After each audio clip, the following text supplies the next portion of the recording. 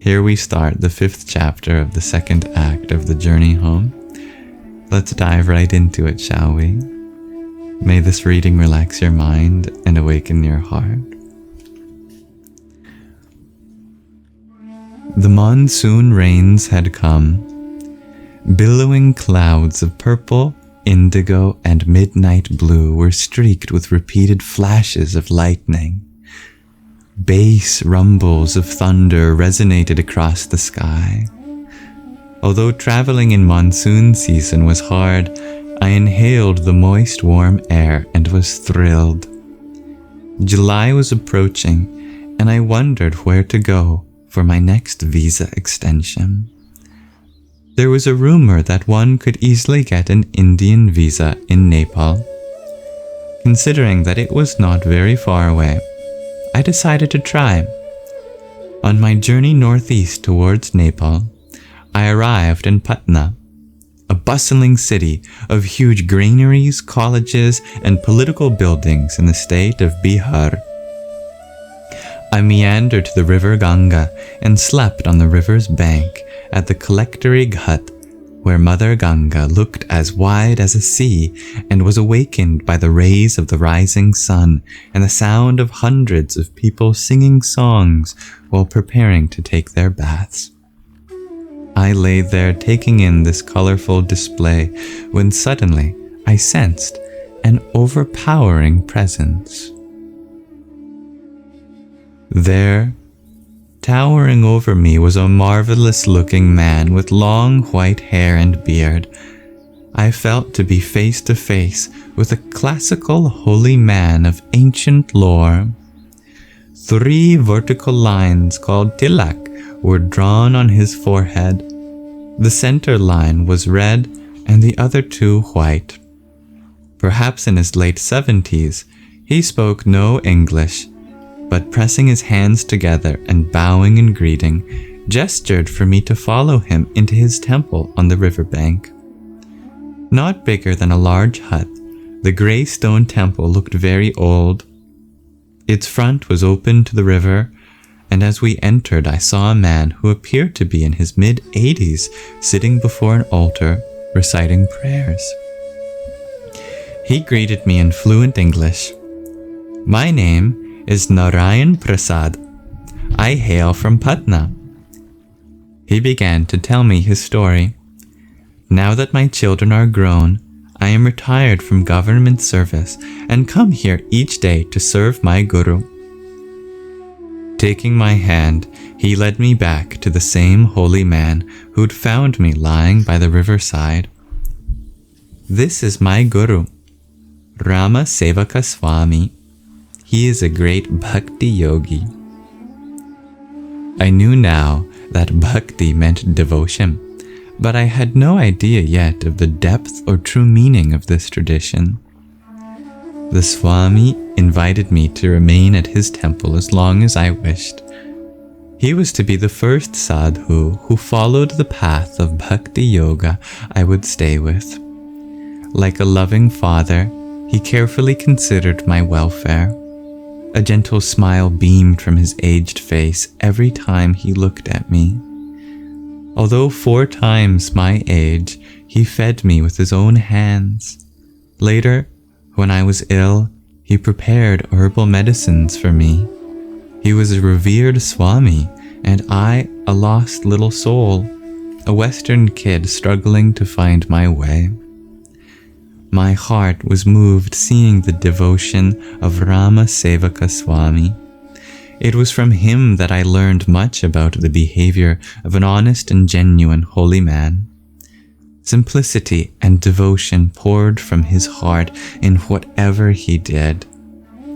Each morning he spent several hours alone chanting the names of Lord Rama on his wooden beads and performed his daily worship on the altar with great feeling. One day he explained to me the meaning of his name. Rama Sevaka means one who serves Lord Rama. And the greatest service to Rama is to help others to know him and love him.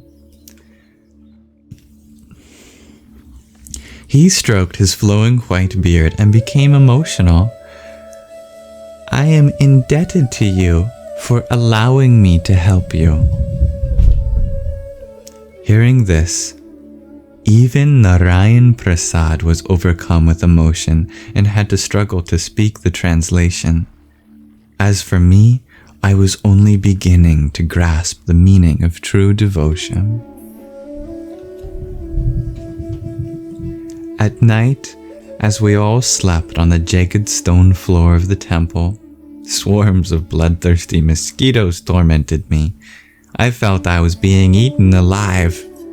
Their buzzing agitated my ears. Zeroing in, they stabbed into my flesh and sucked my blood. It was impossible to sleep. In distress, I looked over at Rama Sevaka Swami and a visiting sadhu. Even though mosquitoes swarmed around them and grew plump with their blood, they lay peacefully on the rocks, sleeping soundly.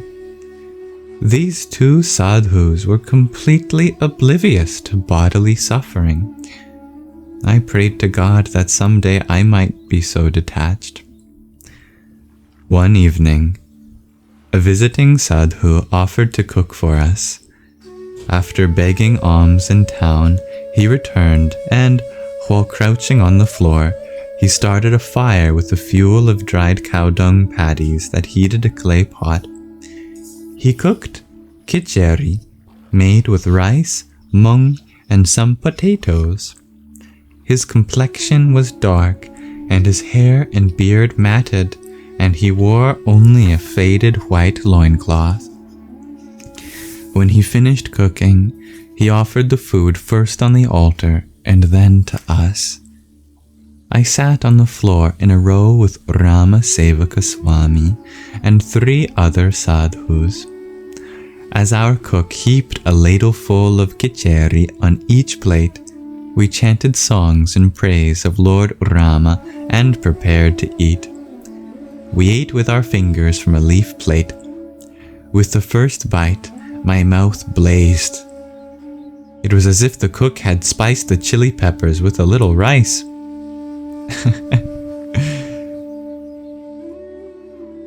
I was sweating profusely. My nose ran, and tears streamed from my eyes. I felt like the remaining wax in my ears was melting. I despaired, for according to sadhu custom, one must complete everything on one's plate. At that moment, my only goal in life was somehow to finish my plate. The pain was excruciating, and I hiccuped uncontrollably. I ate mouthful after mouthful of that blistering dish in sheer anguish. The others were enjoying it so much they never could have dreamed of my suffering. Just as I managed to choke back the last of my portion and feel the promise of relief, our generous cook came around to give seconds. I blocked my plate with my hands. "Puran, Puran. I am full, no more." He smiled with the ladle brimming over, ready to fill my plate. "Tora, Tora. A little. Take just a little more."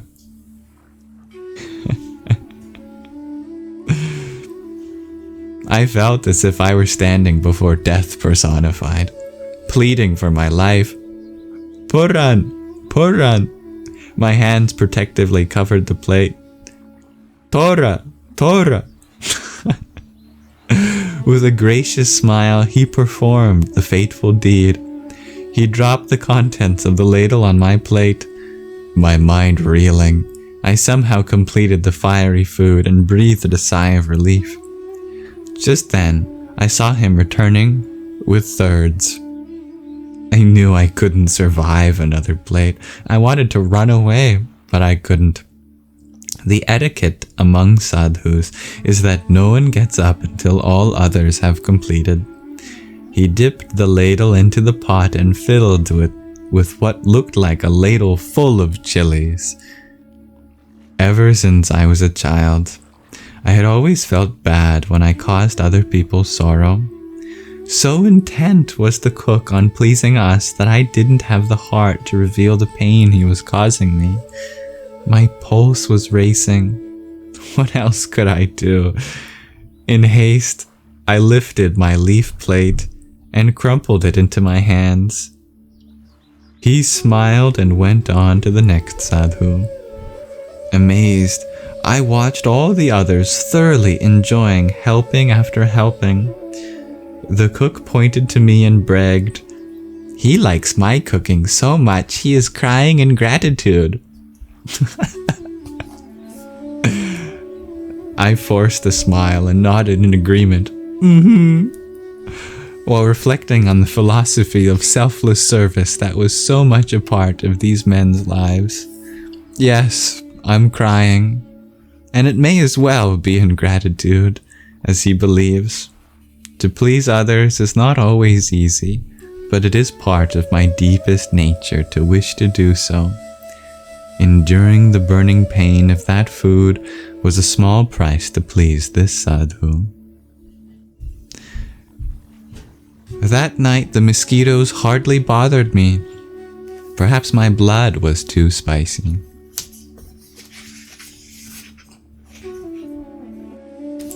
Thank you for listening to that very enjoyable introduction to the 5th chapter of the 3rd act of the journey home. I enjoyed that very much. I hope you did too. And I invite any insights you may have had. We can explore them together. Namaste.